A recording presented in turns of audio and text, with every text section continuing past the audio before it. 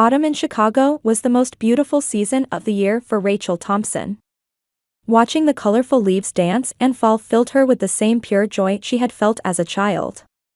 The cityscape visible from the windows of St. Mary's General Hospital, where she worked, was wrapped in warm colors during this time of year. Rachel had built a 12-year career as a nurse and was trusted by her colleagues as a night shift expert. She found deep fulfillment in watching over patients' peaceful sleep in the quiet nighttime hospital. When she returned home, her 5-year-old son Ethan's innocent smile would be waiting for her. Her husband Michael was also a kind and understanding partner. Michael worked as a systems engineer at a mid-sized IT company in the city. Tall and gentle in nature, he was a man who cherished his family above all else. Whenever Rachel worked the night shift, he would always take care of Ethan. They had been married for 8 years, and his thoughtfulness still warmed her heart. What strengthened this family bond even further was Rachel's sister Emily. Emily worked as a freelance graphic designer. In contrast to her sister, she had a lively and sociable personality that always brought bright laughter to the family. Her relationship with Ethan was especially special. She treated him with the loving care of a real mother. Last month's 5th birthday party for Ethan was also planned primarily by Emily. The living room was filled with colorful balloons, handmade decorations, and games that delighted the children. It was a wonderful party that showcased Emily's creativity and sense of style. Ethan smiled throughout, hugging his Aunt Emily repeatedly and saying, "Thank you." At the end of summer, the 4 of them went to a lakeside campground. While Michael struggled with unfamiliar hands to set up the tent, Emily played stone skipping on the lake with Ethan. Rachel watched this scene from the shade of a tree, wondering if there could be a happier moment than this. During the barbecue dinner, they all enjoyed Michael's hamburgers while sitting around the campfire and talking. Ethan fell asleep from exhaustion, and Emily gently covered him with a blanket. Emily's presence was irreplaceable for Rachel. For the sisters who had lost their parents early, they were each other's only blood relatives. Thanks to Emily being there, Rachel could focus on her night shifts with peace of mind. Especially during busy periods or when emergency surgeries came up, even when her shifts ran longer than scheduled, Emily would gladly cooperate. Ethan also truly adored Emily. Sometimes he looked forward to spending time with Emily even more than with his mother Rachel. Emily was skilled with children and understood Ethan's curious nature, always providing new discoveries and experiences. She would take him to art museums, catch insects in the park, or cook together. Even when Rachel came home tired from work, seeing Ethan's satisfied face filled her with gratitude toward Emily. Michael also cherished Emily like a real sister. He would give her work advice, fix her computer problems, and sometimes advise her on her design work. When Emily landed a new project, the whole family would celebrate. Such warm relationships made this family's bond even deeper. Every morning, on her way home from the hospital, Rachel couldn't help but wish this happiness would last forever. Looking down at the Chicago streets, she realized how precious and beautiful her days with her husband, son, and sister were. It might not be perfect, but there was a loving family there. One day, Rachel was checking her night shift schedule while drinking coffee. The internal medicine ward at St. Mary's General Hospital had seen an increase in patients with respiratory ailments, as it was the change of seasons. For someone with her experience, night shifts during such periods required especially careful attention. Across the kitchen table, Ethan was drawing with colored pencils. He had recently become obsessed with drawing dinosaurs, and today a creature resembling a Tyrannosaurus was vividly drawn on the paper. Watching her son concentrate with focus beyond his 5 years, carefully coloring even the smallest details, naturally put Rachel's mind at ease. "Mommy, look. This time I made the teeth even scarier." Ethan proudly held up his drawing. Indeed, it was more powerful than the dinosaur he had drawn before. Rachel gently stroked her son's head, moved by his growth. "That's wonderful, Ethan. I think Aunt Emily will be surprised when she sees it." "Really? Is Aunt Emily coming today too?" Ethan's eyes sparkled with anticipation. Rachel nodded with a smile. Emily had been quite busy lately with requests from new clients, but she still offered to take care of Ethan on her sister's night shift days. "Yes, she should be here around 6 o'clock. I'm sure she'll praise your new dinosaur drawing. Just then, they heard the sound of the front door opening. Michael seemed to have returned from work. It was an earlier return than usual. Ethan ran out with his drawing and jumped on his father. Daddy, welcome home. Look at my dinosaur drawing. Michael lifted his son while still in his suit and examined the drawing carefully. His expression held gentleness that made him forget his fatigue. Wow, this is a magnificent Tyrannosaurus. It wouldn't be strange if it were displayed in a museum. Ethan's cheeks flushed with joy. Michael came over to Rachel and gave her a light kiss. I finished early today. The new project reached a milestone. Welcome home. Dinner will be ready soon. Thank you. Emily's coming today too, right? Yes, around 6 o'clock. I really feel bad about how much she's been helping us lately. Michael shook his head. We're family, so you don't need to say things like that. Emily seems to enjoy spending time with Ethan too.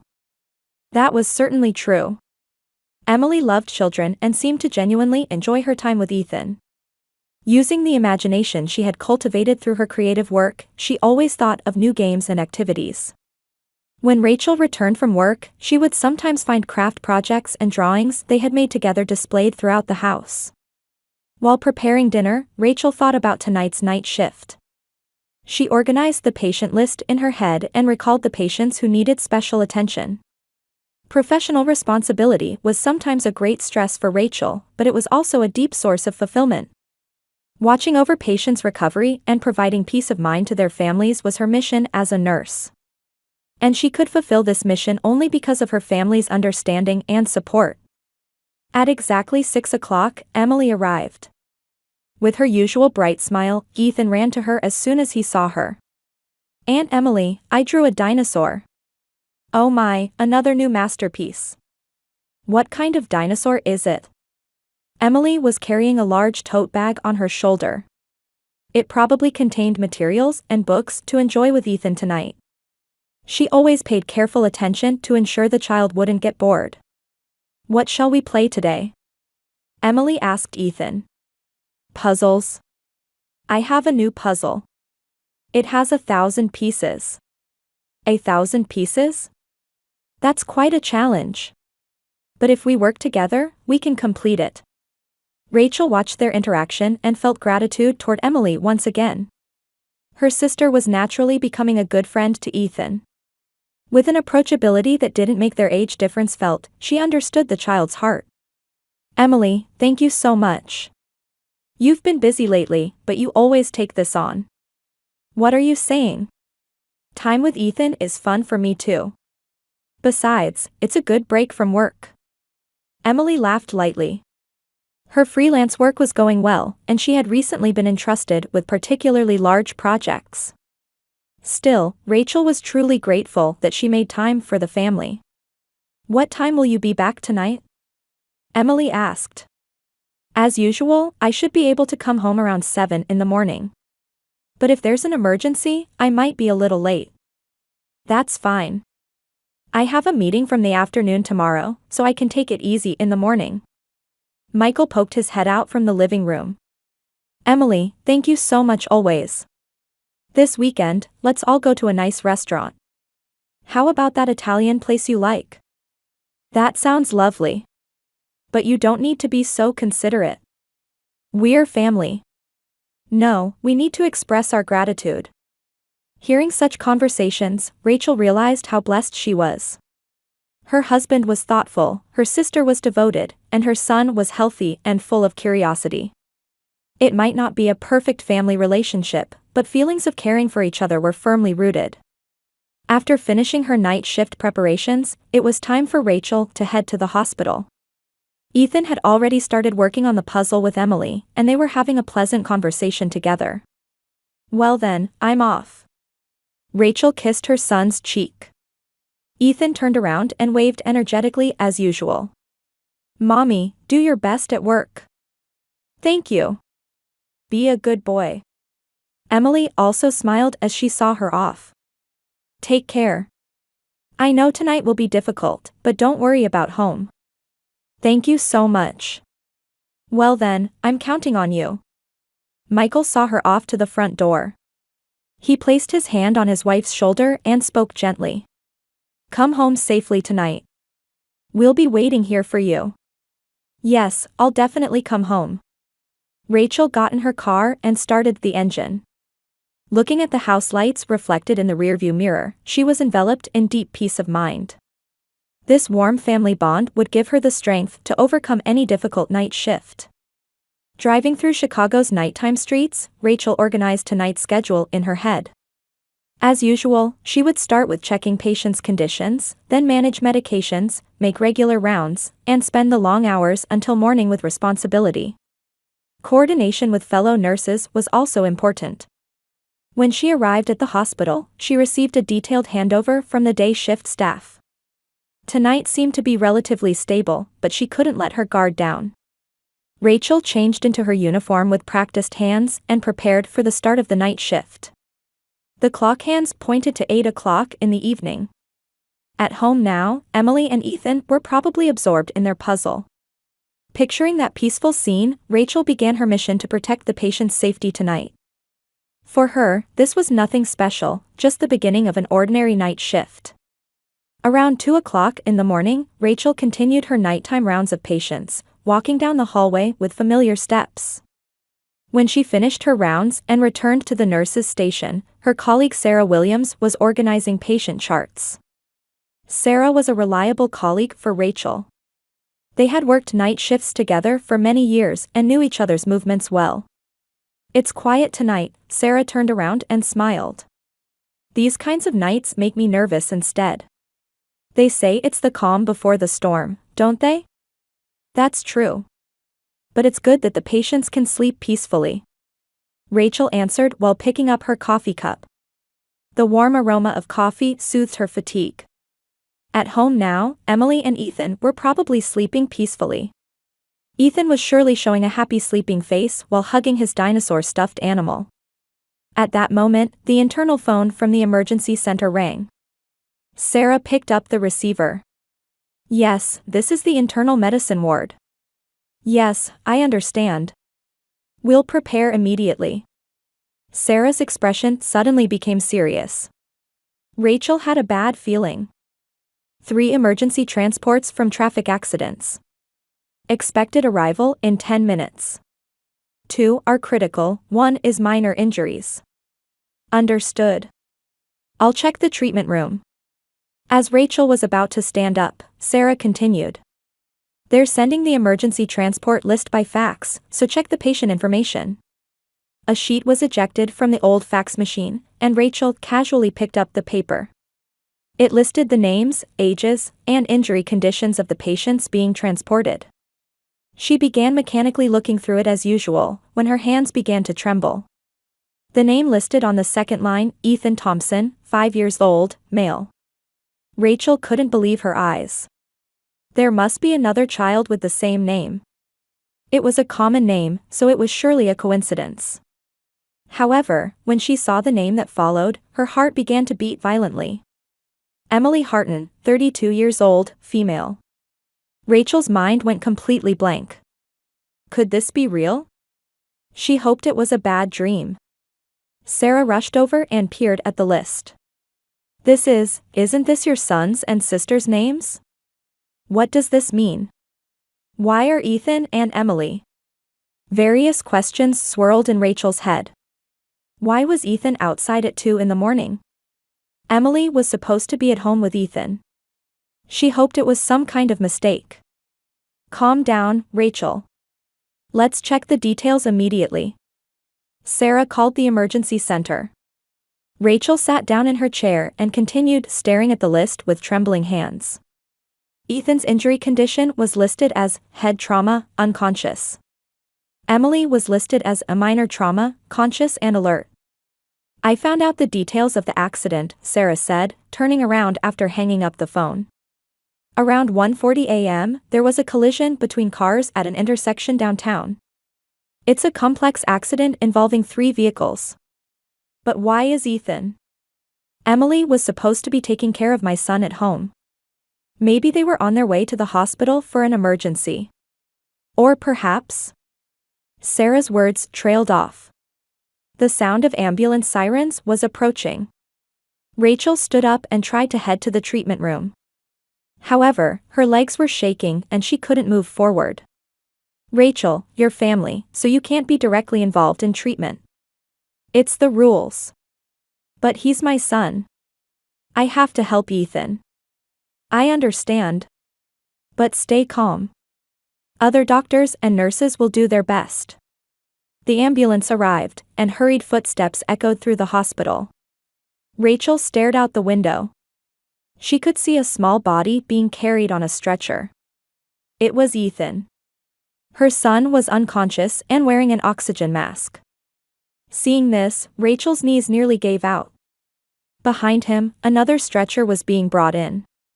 It was Emily. She was conscious and looked up toward Rachel. At that moment, their eyes met. Emily's expression seemed to hold not just pain, but some complex emotion. Rachel began walking toward the treatment room. No matter what rules there were, she had to be by her son's side. However, halfway down the hallway, she was stopped by a colleague doctor, Dr. James Reed. Rachel, you cannot go in. Dr. Reed, please. He's my son. It's Ethan. I know. That's exactly why you absolutely cannot go in. Dr. Reed's expression was unusually serious. It was a stern tone unimaginable from his usual gentle demeanor. What do you mean? Is my son all right? He's still being examined. However, there's something you need to know. Dr. Reed looked around and lowered his voice. The circumstances of the accident are suspicious. The police are conducting a detailed investigation. And, your husband Michael was also at the scene. Rachel was speechless. Michael was at the scene? What did that mean? Michael? But he should be sleeping at home. Ethan was supposed to be with Emily. According to the police, Michael was found at the accident scene. His car was also there. The police will explain the details. Various possibilities raced through Rachel's mind. Why was Michael outside in the middle of the night? Why were Emily and Ethan out together? And why were all three of them in the same place? The police will be here soon, so wait until then. Pretend you don't know anything. Pretend I don't know anything? What do you mean? Rachel, this may not be a simple traffic accident. For your safety too, don't take any action until the police arrive. Dr. Reed's warning confused Rachel even more. She sat down in a hallway chair and held her head. Unbelievable events were happening one after another, and she felt like she was losing her sense of reality. Voices of doctors and nurses could be heard from the treatment room. Voices checking Ethan's condition, sounds of medical equipment, and occasionally heard emergency instructions. Rachel continued praying for her son's safety with a prayerful heart. 30 minutes later, 2 police officers arrived. They approached Rachel, confirmed her identity, and then requested questioning in a separate room. As Rachel stood up, she looked back toward the treatment room. She wanted to know what was happening with Ethan as soon as possible. How is my son's condition?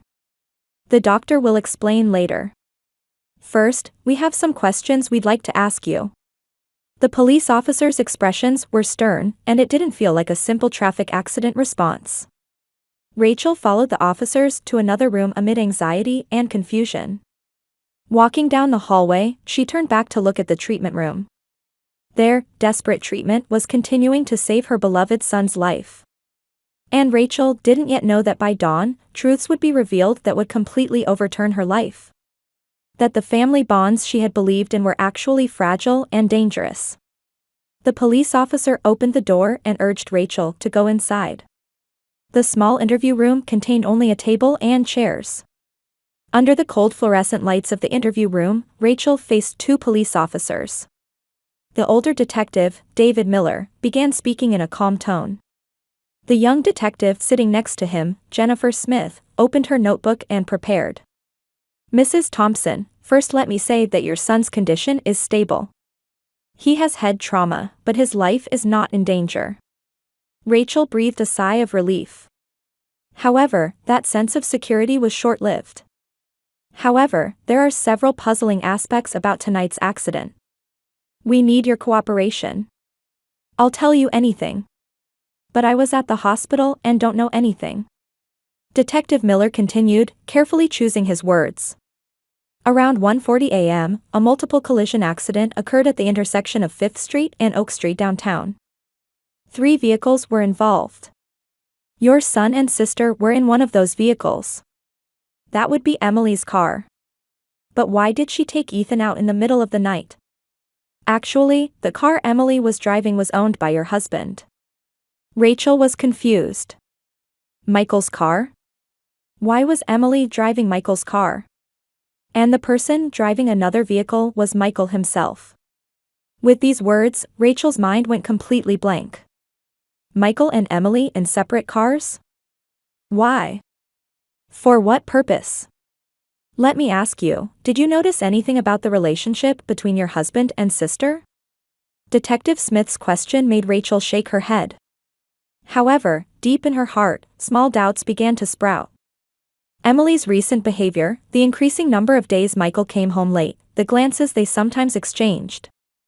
From the situation at the scene, it appears Michael was chasing Emily's car. There are traces of him pursuing at high speed. Chasing? Why? Detective Miller sighed heavily. As a result of examining Emily's cell phone, we discovered that she had an intimate relationship with Michael. Based on the message history, this relationship appears to have continued for at least 8 months. Rachel was speechless. 8 months ago. That coincided with when Emily had started coming to the house more frequently. When she had begun offering to take care of Ethan. Furthermore, we discovered that Emily is pregnant. Estimated at 6 months. This fact was the greatest shock for Rachel. Her sister was pregnant? And the father was Michael. An unbelievable reality was being thrust before her. From the content of the messages, it appears Emily was pressuring Michael to divorce and be with her. However, Michael was refusing this. Detective Smith continued. Looking at tonight's final message, Emily sent, "I'm taking Ethan. If you won't make a decision, I'll make one." Michael replied, "Don't touch my son." Rachel's body began to tremble. Emily was trying to take Ethan away? Why? We believe Emily intended to use Ethan as a hostage to change Michael's feelings if he wouldn't choose her. She took your son from the house and was trying to go somewhere. So Michael chased after them? Yes. According to Michael's testimony, he woke up in the middle of the night and checked Ethan's room to find his son missing. Emily was also nowhere to be found, so he frantically searched for them by car. Detective Miller continued. From GPS records, we know Emily was heading toward the state border. She was probably planning to flee to another state. Michael desperately chased after them, calling repeatedly. How did the accident happen? When Emily ran a red light and entered the intersection, she collided with an oncoming vehicle. Michael hit the brakes hard but couldn't stop in time and rear-ended them. A third car was also involved, but that driver only suffered minor injuries. Rachel leaned back in her chair. Unbelievable truths were being revealed one after another. Her beloved husband was having an affair with her sister, and that sister had tried to kidnap her son. And as a result, tonight's accident had occurred. Emily is currently receiving medical examination, but her physical injuries are minor. However, she is in a mentally unstable state. Anxiety about pregnancy, the complexity of the relationship, and regret about this incident seem to be weighing on her. What about Michael? Where is my husband now? He's being questioned in another room. He deeply regrets everything and says it's all his responsibility. Not being able to end the affair, not understanding Emily's emotions, and putting your son in danger. Detective Smith closed her notebook and said, "Mrs. Thompson, you bear no responsibility for any of this. However, we need to explain the legal procedures going forward." Legal procedures? Emily may be charged with suspected kidnapping of a minor. She will also be held responsible for the accident due to reckless driving. Michael will also continue to be investigated regarding the affair and tonight's pursuit. Rachel held her head. The entire family had collapsed. She had been betrayed by the sister she trusted, and her husband had also been having an affair. And most importantly, her precious son had been put in danger. Please let me see my son. Of course. As soon as the doctor gives permission, you can visit immediately. Detective Miller stood up and added in a gentle tone. Mrs. Thompson, this will be a difficult time ahead, but please stay strong for your son's sake. You are the only person he can trust. When she left the interview room, Rachel ran into Michael in the hallway. Her husband's face was distorted with fatigue and regret. They stared at each other silently. Rachel, Don't say anything right now. Rachel walked past her husband.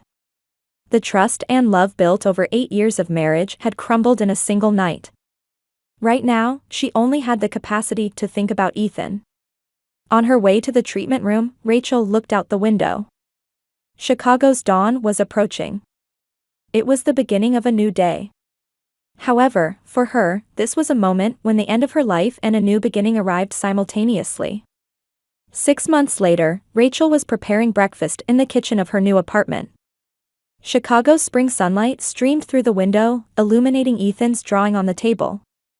This time it wasn't a dinosaur, but a picture of a mother and son walking hand in hand. Mommy, are the pancakes ready? Ethan came out of the bedroom, rubbing his sleepy eyes and asking. There were almost no after effects from the accident, and he had shown a recovery that surprised even his doctor. However, the emotional wounds needed time to heal. Almost ready. Did you brush your teeth? Yes. I get to see Dr. Sarah today, right? Ethan smiled happily. Sarah Williams had been a colleague at the hospital, but was now a close friend with whom they had a family-like relationship. During the divorce proceedings, Sarah and her family had supported Rachel and Ethan. The divorce had been finalized 3 months ago. Michael had agreed to pay alimony and child support, and visitation rights were granted with restrictions. He deeply regretted his actions and was receiving counseling while facing himself. Visits with Ethan occurred once a month under Rachel's supervision.